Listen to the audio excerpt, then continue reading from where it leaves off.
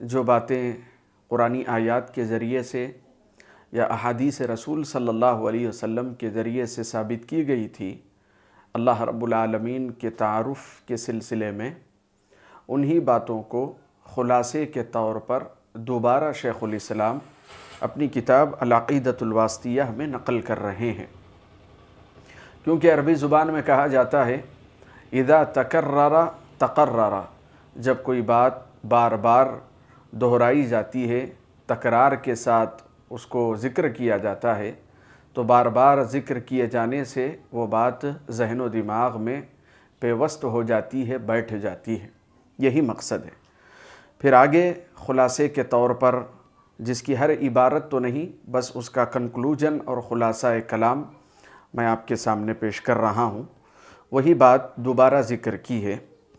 کہ اللہ رب العالمین پر ایمان ہم ویسے ہی رکھیں گے جیسے قرآنی آیات میں اللہ کا تعارف کروایا گیا، یا متواتر یا پھر آحاد حدیثوں کے ذریعے سے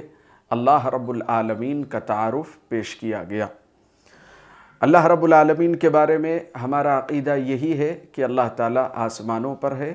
اور اپنے قبضہ قدرت کے ذریعے سے ہر شے کو اپنے کنٹرول اور قدرت میں لیے ہوئے ہے۔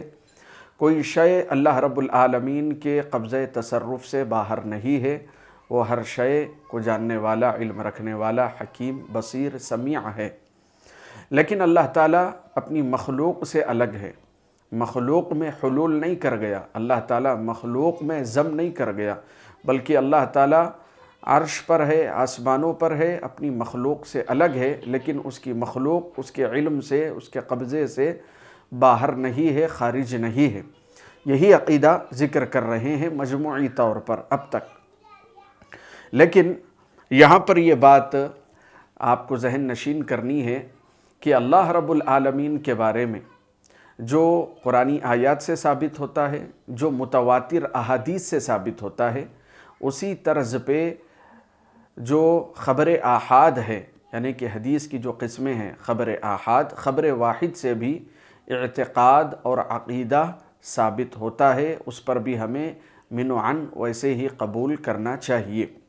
بعض احباب نے اس میں تفریق کی ہے، عقیدے کے باب کو انہوں نے کہا کہ جو متواتر حدیثیں آئیں گی عقیدے کے باب میں تو قابل قبول ہوں گی، اور اگر آحاد حدیثیں ہوں گی تو وہ ناقابل قبول ہوں گی۔ اگر اس طریقے پر دیکھا جائے، یہ تو اصول حدیث کی ایک بہت لمبی اور گہری بحث ہے، اہل علم نے اس کے جوابات دیے ہیں اور اس نظریے کو باطل گردانا ہے، دلائل سے ثابت کیا ہے۔ آپ اختصار کے ساتھ یہ بات جان لیجئے کہ اگر آپ خبر واحد کو اعتقاد کے باب میں، عقیدے کے باب میں حجت نہیں مانیں گے تو ظاہر سی بات ہے سارا دین ہی ڈھیر ہو کر کے رہ جائے گا۔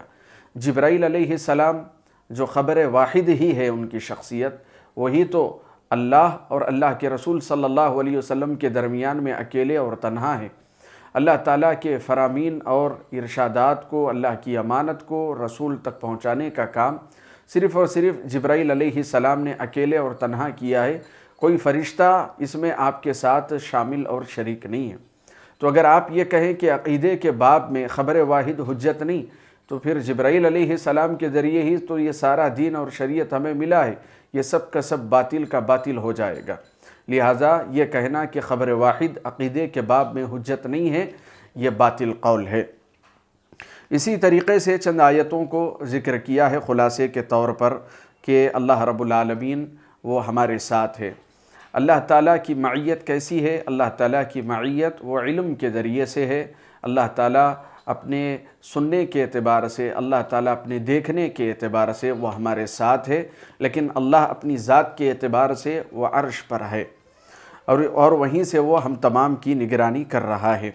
اور اسی طریقے سے ایک اور فصل باندھی، اور اس میں بھی اختصار کے ساتھ وہی جو سابقہ دلائل تھے کہ اللہ رب العالمین تمہارے ساتھ ہے، ہمارے ساتھ ہے۔ اس کا مطلب یہ ہے کہ اللہ تعالیٰ قریب ہے، اللہ ہماری دعاؤں کو سنتا ہے۔ اللہ اپنی ذات کے اعتبار سے تو عرش پر ہے، لیکن اللہ تعالیٰ سننے، دیکھنے، علم، قبضے، قدرت کے اعتبار سے وہ ہمارے ساتھ ہے۔ اور اسی طریقے سے اور ایک اہم بات دہرائی گئی کہ یہ جو قرآن ہے یہ اللہ رب العالمین کا کلام ہے، یہ اللہ تعالیٰ کی صفت ہے، اللہ تعالیٰ کی صفت یہ مخلوق نہیں ہوتی۔ یہ جو اللہ کا کلام ہے یہ منزل من اللہ ہے اور یہ غیر مخلوق ہے۔ اور اسی طریقے سے یہاں پر اس بات کو بھی واضح کیا ہے شیخ الاسلام امام ابن تیمیہ رحمہ اللہ نے، لیس کلام اللہ الحروف دون المعانی ولا المعانی دون الحروف۔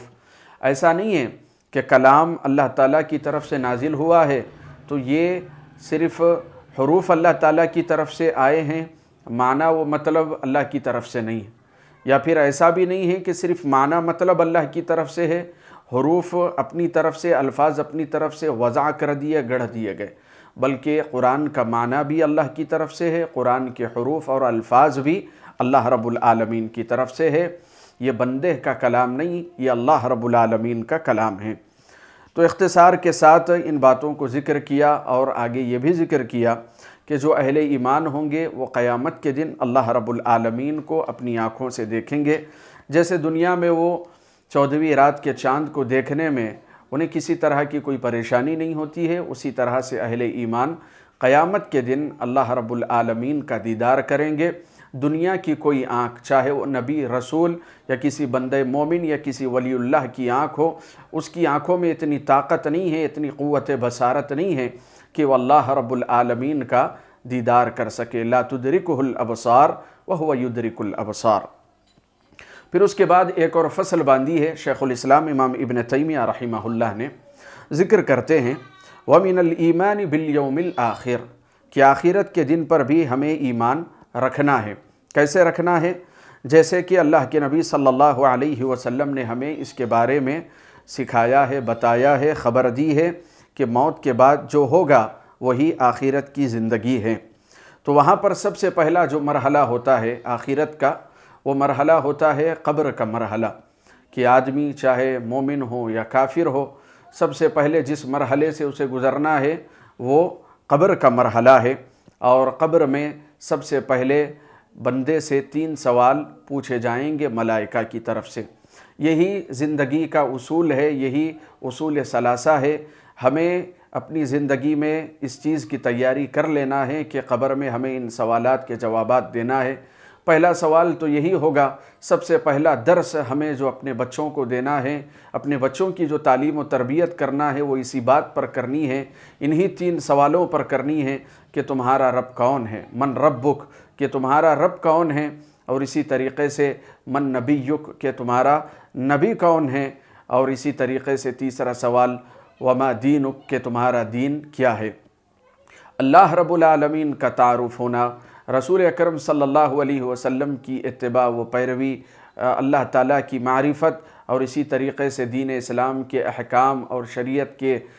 قوانین سے وابستگی اور اس کے متعلق زندگی گزارنا، یہی زندگی کا خلاصہ ہے، اور یہی قبر میں پوچھے جانے والے 3 اہم سوال ہیں۔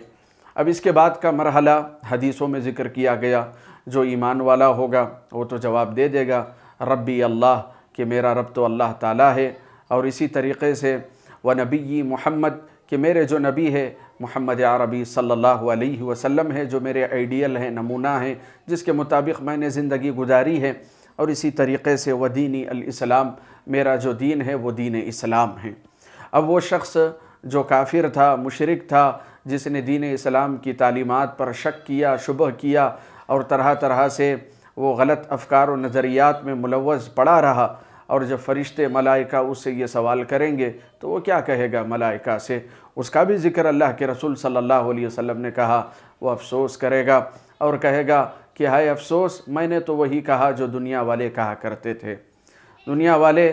اللہ کے بارے میں نہیں جانتے تھے، رسول کے بارے میں نہیں جانتے تھے، دین کے بارے میں نہیں جانتے تھے، یا جانتے بھی تھے تب بھی وہ انکار کرتے تھے، تو میں بھی اہل دنیا کے ساتھ چلتا رہا، ان کے قدم میں قدم ملاتا رہا۔